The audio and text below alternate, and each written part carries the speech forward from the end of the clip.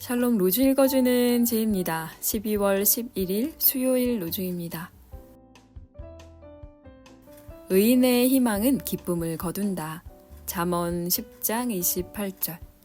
마치 주인이 혼인잔치에서 돌아와서 문을 두드릴 때에 곧 열어주려고 대기하고 있는 사람들과 같이 되어라. 누가복음 12장 36절.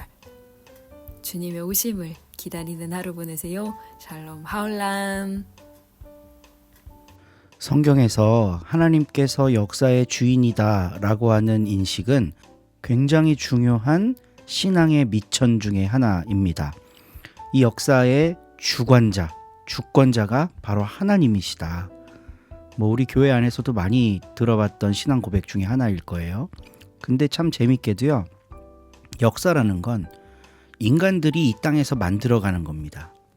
문명이 시작되고 기록이 남고 인류가 이루어놓은 지적, 과학적, 철학적 업적들이 차곡차곡 쌓여온 거, 이걸 가지고 우리가 역사라고 하죠. 사람이 만들어 놓은 게 역사입니다. 사실적으로만 보면요. 그리고 사람은 그 역사를 이 땅 위에서 만들어가죠.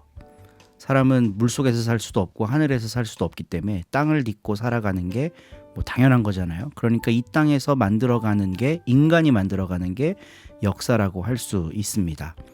근데 오늘 잠언 말씀은 하나님이 역사의 주관자다라고 하는 인식이 굉장히 강한 저자가 남겨놓은 지혜의 이야기입니다. 의인의 희망은 기쁨을 거두지만 악인의 희망은 끊어진다. 그 다음 절과 다음 절까지 한번 읽어드릴게요. 주님의 도가 정직한 사람에게는 힘이 되지만 악행을 하는 사람에게는 멸망이 된다. 의인은 영원히 흔들리지 않지만 악인은 땅에서 베겨내지 못한다. 그 인간들이 만들어 놓은 게 역사인데, 여기에 하나님이 그 역사의 주인이다라고 하는 인식이 있으면 이 땅에서, 그러니까 이 역사의 현장 속에서 악인들은 배견할 수가 없다라고 하는 게 잠언 저자의 생각입니다. 만약에 하나님이 이 역사에 개입하지 않는다, 하나님은 역사와 무관하다라고 하는 그런 이신론적인 생각으로만 살아간다면 역사는 선인이 지배할 수도 있고 악인이 지배할 수도 있는 거예요. 그건 이럴 수도 있고 저럴 수도 있는 게 됩니다. 악인이 기승을 부리고 이 역사의 모든 주권을 움켜쥐고 있다고 해도요, 해결이 안 돼요. 그게 나쁜 거다라는 게. 그냥 인류는 그렇게 왔다, 이렇게밖에 해석할 수가 없어요. 지리결정론자나 요즘에 핫한, 최근 한 10년간 핫했던 유발 하랄이나 인간의 그런 심성은 그냥 유전자 속에 있는 거다, 이렇게 해버리면 끝나는 겁니다. 호모사피엔스의 습성은 아주 이기적이어서 자기와 생존 경쟁을 하는 다른 족속들을 다 멸절시키면서 역사를 만들어 온 거다, 그냥 이렇게 해석하게 되는 겁니다. 그래서 우리의 역사 인식에서 꼭 필요한 게, 인간들이 만들어간 것 같지만 사실은 이 모든 역사의 주인, 이 땅의 주인이 하나님이다라는 인식이 있을 때 우리는 악인들의 행보를 그냥 좌시하지 않을 수가 있어요. 인간 유전자 속에 있는 원래 그런 거야. 어떤 때는 악인이 지배하고 어떤 때는 좀 착하게 보이는 사람이 지배하고, 인류는 그렇게 왔어 하고 숙명론적으로 받아들이는 게 아니라 하나님이 이 악인들의 통치를 가만히 두지 않으신다. 악인들은 하나님이 주인이신 이 땅에서 배견하지 못한다 라고 하는 선언을 할 수 있는 겁니다.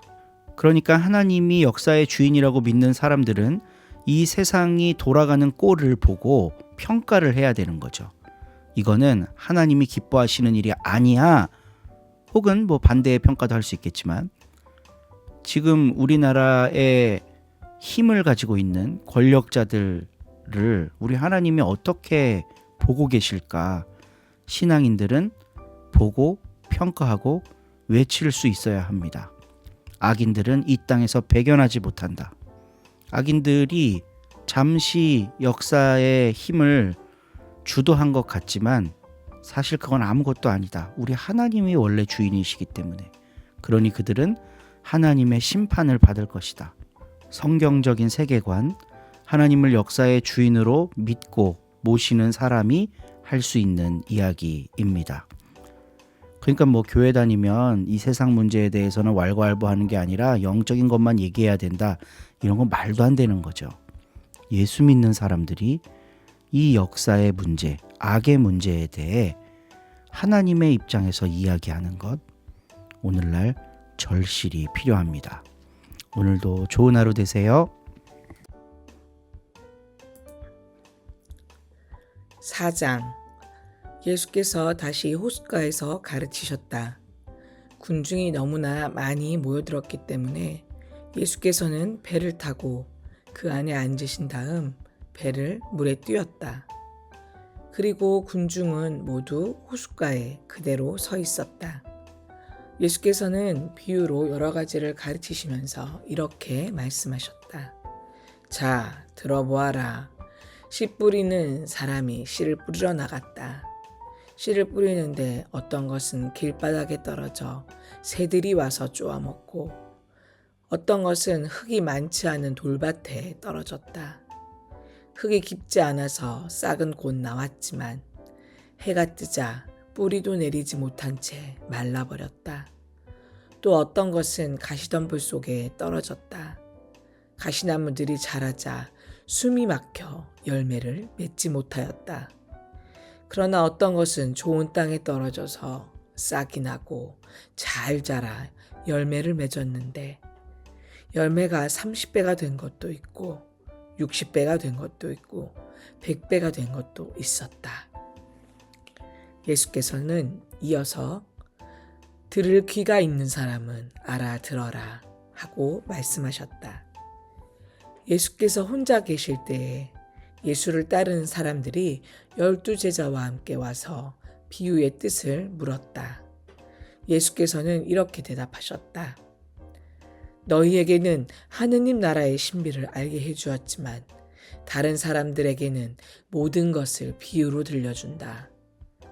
그것은 그들이 보고 또 보아도 알아보지 못하고 듣고 또 들어도 알아듣지 못하게 하려는 것이다. 그들이 알아보고 알아듣기만 한다면 나에게 돌아와 용서를 받게 될 것이다. 예수께서는 이어서 이렇게 말씀하셨다. 너희가 이 비유도 알아듣지 못하면서 어떻게 다른 비유를 알아듣겠느냐? 씨 뿌리는 사람이 뿌리는 씨는 하늘나라에 관한 말씀이다. 길바닥에 떨어졌다는 것은 마음속에 뿌려지는 그 말씀을 듣기는 하지만 날쌔게 달려드는 사탄에게 그것을 빼앗겨 버려드는 사람들을 두고 하는 말이다. 씨가 돌밭에 떨어졌다는 것은 그 말씀을 듣고 기꺼이 받아들이기는 하지만 그 마음속에 뿌리가 내리지 않아 오래가지 못하고 그 후에 말씀 때문에 환난이나 박해를 당하게 되면 곧 넘어지는 사람들을 두고 하는 말이다. 그리고 씨가 가시덤불 속에 떨어졌다는 것은 그 말씀을 듣기는 하지만 세상 걱정과 재물의 유혹과 그 밖에 여러 가지 욕심이 들어와서 그 말씀을 가로막아 열매를 맺지 못하는 사람들을 두고 하는 말이다.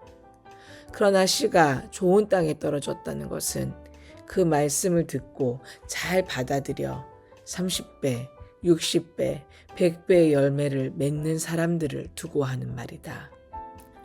예수께서는 또 이렇게 말씀하셨다. 등불을 가져다가 뒷박 아래나 침상 밑에 두는 사람이 어디 있겠느냐?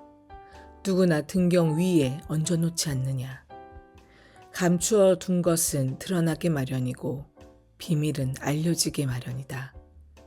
들을 귀가 있는 사람은 알아들어라. 또 말씀하셨다.